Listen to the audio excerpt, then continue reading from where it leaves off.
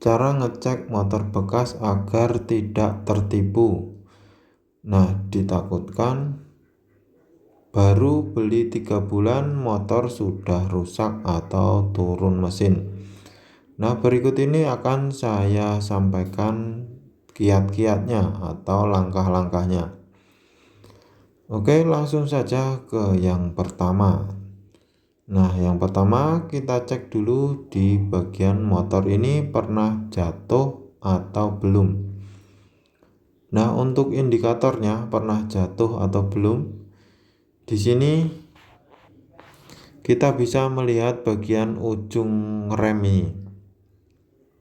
Kalau masih mulus berarti belum pernah jatuh. Kalau ada lecet dikit paling nyenggol tembok.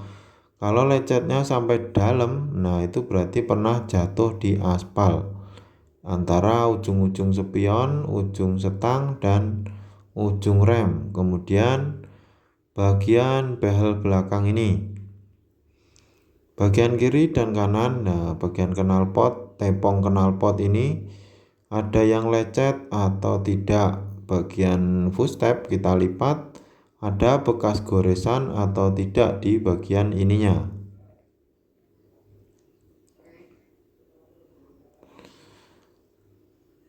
Di bagian kanan atas, nah ini remnya seperti ini masih mulus, berarti belum pernah nyenggol tembok atau nyenggol aspal.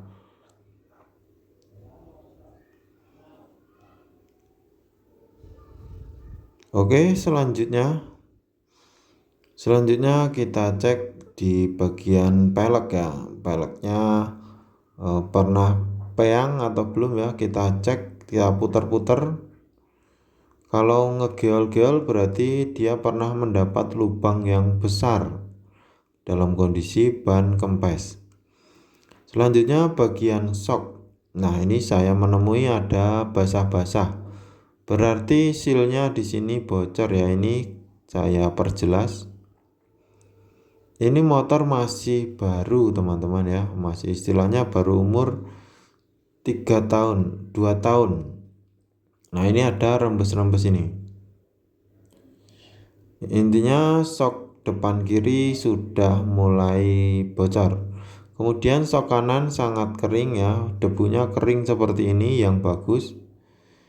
Nah, debunya kering, jadi intinya tidak ada kebocoran dari seal shock.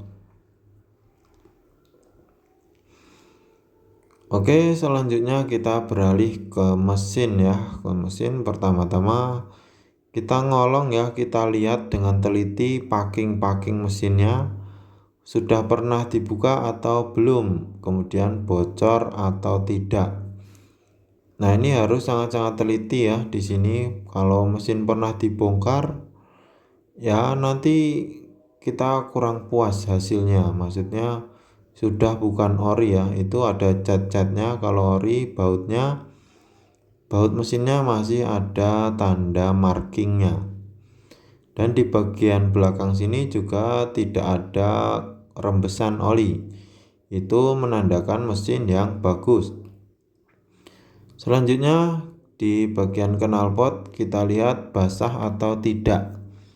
Kalau knalpotnya basah berarti mesinnya sudah loyo. Kita colek saja pakai jari. Seharusnya agak bersih ya, ada jelaga tipis wajar. Nah, seperti ini wajar.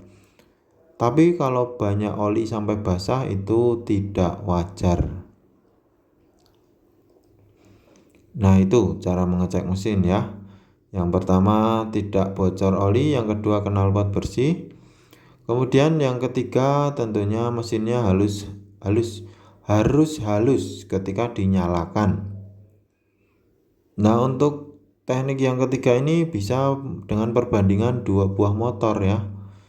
Dicoba dibuat jalan, digeber-geber seperti apa rasanya, nanti teman-teman bisa membandingkan yang mesin bagus.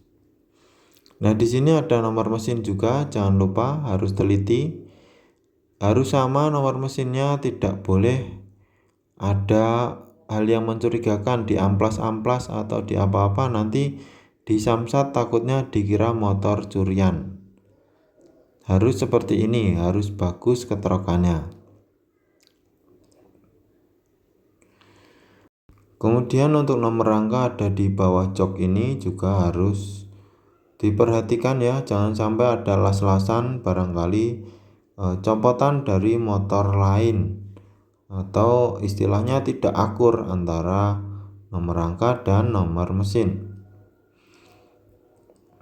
Selanjutnya untuk kilometer ya, untuk motor pemakaian 2 tahun wajarnya adalah 20.000 kilo.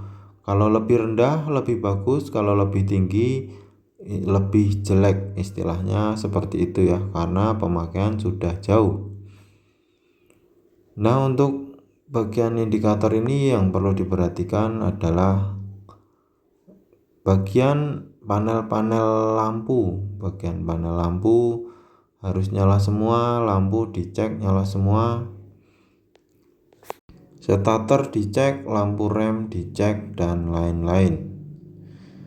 Nah, kembali ke bagian mesin ya, kita menuju CVT. Untuk CVT dipastikan digas-gas, digaspol, dibuat jalan kencang, tidak boleh ada suara kasar, dan tarikan harus responsif. Untuk penyakit bawaan motor yang jenis ini adalah tarikannya gerdek.